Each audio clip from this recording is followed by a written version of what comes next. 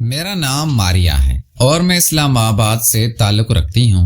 ये उन दिनों की बात है जब मैं 10वीं जमात में पढ़ती थी और मेरी उम्र तकरीबन 18 साल थी। मेरे अब्बा स्कूल में टीचर थे। उनकी एक ही बहन थी, यानी मेरी एक ही फुफ्फो थी। मेरी फुफ्फो की शादी बहुत ज़्यादा गरीब घराने में हुई थी, इसलिए मेरे अब्बा ही मेरी फुफ्फो का ख्याल रखा करते थे और अक्सर औकात फुफ्फो हमारे घर ही रहा करती थी। मेरी फुफ्फो का एक ही बेटा था जो मेरा हम उम्र था। मेरी और मेरी फुफ्फो के बेटे की बहुत ज़्यादा दोस्ती थी। फुफ्फो भी मुझसे बहुत ज़्यादा प्यार करती थी और जब भी मेरे घर आती मेरे लिए खूब सारी चीज़ें लेकर आती थी। मेरी फुफ्फो के बेटे का नाम वकास था। वकास मेरी तरफ बहुत ज़्यादा अट्रैक्ट हो रहा था। वकास की उम्र इतनी ज़्यादा नहीं थी, लेकिन वो बातें बड़ों वाली किया करता था। उसकी हर बात से ऐसे लगता था जैसे वो मुझे इस्तेमाल करना चाहता हो। उसकी अक्सर बातें मुझे बिल्कुल समझ नहीं आती थी, लेकिन मैं बहुत ज़्यादा परेशान थी कि आखिर वो क्या कहना चाहता है। मैं उससे बच्चा समझती थी, लेकिन वो शायद कुछ और ही सोच रहा था। वो मेरे बारे में तरह तरह की बातें सोचता था, लेकिन मैं ऐसा कुछ नहीं करना चाहते थे। अब तो मेरी फुफ्फो और उसका बेटा मुसलसल हमारे घर में क़याम पजीर थे, क्योंकि गर्मियों की छुट्टियां हो चुकी थी। फुफ्फो हमारे घर रहने के लिए आई हुई थी। जैसे जैसे दिन गुजरते जा रहे थे, वकास मेरे साथ बहुत ज़्यादा अटैच हो गया था। अब वो हर वक्त मेरे कमरे में रहने लगा था। हम दोनों मिलकर ही खेलते और मिलकर सबक याद कर लिया करते थे। घर वाले भी हम पर बिल्कुल भी शक नहीं करते थे, क्योंकि हम दोनों कज़न थे। कोई भी हमारे तरफ ऐसी निगाह से नहीं देखता था और वकास इस बात का बहुत ज़्यादा फ़ायदा उठाने की कोशिश कर रहा था। वकास को जब भी मौका मिलता वो मेरे साथ अजीब किस्म की बातें करना शुरू कर देता। पहले तो मैं वकास की बातों पर गुस्सा किया करती थी, लेकिन जैसे जैसे दिन गुजरते जा रहे थे, पता नहीं क्यों मुझे भी वकास की बातें अच्छी लगने लगी थी। मेरा खुद दिल चाहता था कि वकास मुझसे ऐसी बातें करे। ऐसी बातें करने से मुझे बहुत ज़्यादा सुकून मिलने लगा था। वकास के साथ साथ मैं भी बुराई की तरफ रागिब हो रही थी, लेकिन मुझे उस बात पर यकीन था कि वकास कभी भी मुझे किसी के सामने रुस्वा नहीं होने देगा।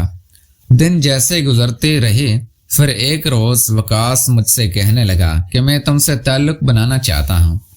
मैं वकास की कुछ बातें समझ नहीं पा रही थी। मैंने वकास से कहा कि कैसा ताल्लुक़ बनाना चाहते हो, हम तो पहले ही कज़न हैं। वकास मुझसे कहने लगा, नहीं, मैं इस ताल्लुक़ की बात नहीं कर रहा। मैं भी बच्ची नहीं थी। मुझे वकास की सारी बातें उस रोज़ समझ आ रही थी। वकास मुझसे 2 साल छोटा था, लेकिन उसकी बातें बड़ों वाली थी। जैसे जैसे दिन गुजरते जा रहे थे, मेरे हुस्न को भी 4 चांद लग रहे थे।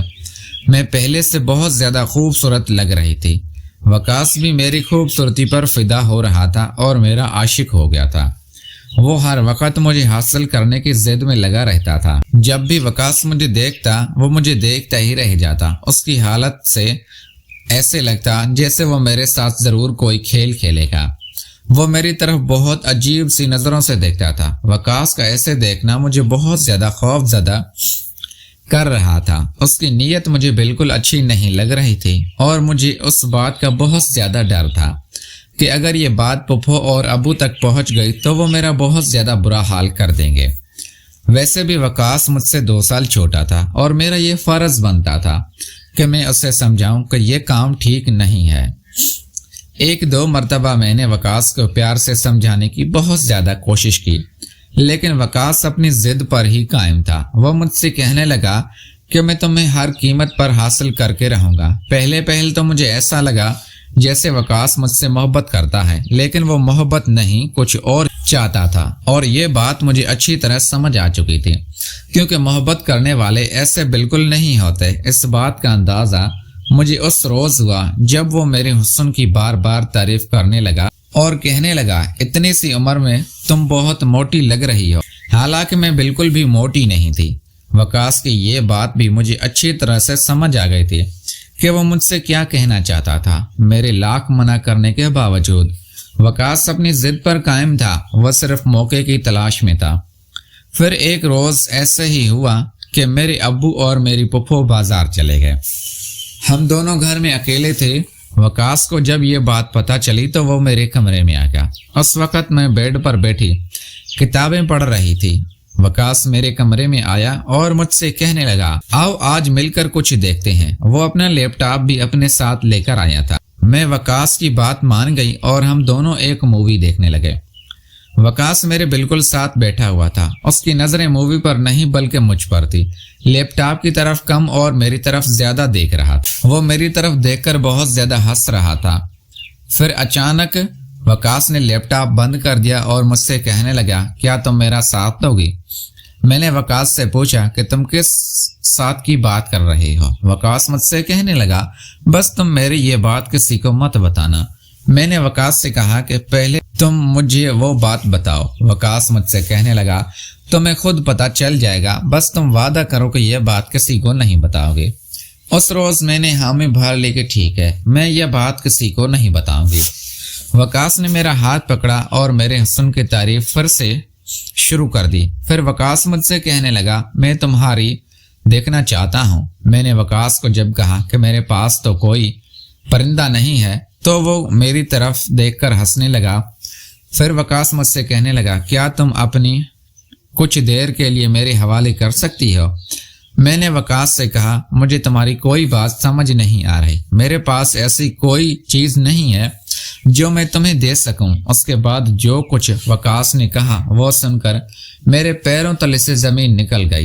میں سوچ بھی نہیں سکتی تھی کہ وکاس مجھ سے ایسی بات کرے گا۔ اس روز پھر وکاس نے وہ کچھ کیا جو میں کبھی سوچ بھی نہیں سکتی تھی اور میرے ذہن و گمان میں بھی نہیں تھا۔ وہ اتنی اچھی طرح سب کچھ کر رہا تھا کہ مجھے ایسے لگ رہا تھا جیسے وہ پہلے یہ سب کچھ کر چکا ہو۔ وہ یہ کام بہت اچھے طریقے سے سر انجام دے رہا تھا، لیکن مجھے ہر وقت یہی ڈر لگا ہوا تھا کہ کہیں پھپھو اور ابو واپس گھر نہ آ جائیں۔ میں بہت زیادہ خوف زدہ ہو رہی تھی۔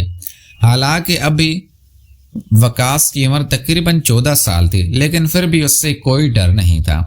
وکاس نے مجھے بھی ان باتوں میں لگا لیا تھا۔ اب میرا بھی ہر روز ایسا ہی من کرتا کہ میں وکاس کے ساتھ یہی سب کچھ کرتی رہوں اور اس کے ساتھ کبڈی کھیلتی رہوں۔ اب میرا دل خود کرتا تھا کہ میں اپنی وکاس کے ساتھ کھیلوں۔ وکاس بھی میری چڑیا کے ساتھ بہت زیادہ کھیلتا تھا۔ وکاس کا شیر بھی کچھ زیادہ بڑا نہیں تھا، اس لیے مجھے کچھ بھی فرق نہیں پڑتا تھا۔ میں اور وکاس ایک دوسرے کے ساتھ بہت زیادہ کھیلتے تھے۔ وکاس بھی سمجھداری کے ساتھ سارے کام سر انجام دیتا تھا۔ مجھے اطمینان تھا کہ وکاس یہ بات کسی تک نہیں پہنچا دے گا۔ اب جب بھی وکاس کا دل کرتا وہ میری شیر کے لیے میرے کمرے میں آ جاتا تھا اور میں بھی وکاس کو بالکل منع نہیں کرتی تھی، کیونکہ وکاس کے ساتھ ساتھ میں بہت زیادہ خوش ہو جایا کرتی تھی۔ پیارے دوستو، اگر آپ کو ہماری کہانی پسند آئی ہے تو امید کرتا ہوں آپ لوگ ویڈیو کو لائک کر کے چینل کو لازمی سبسکرائب کر دیں گے۔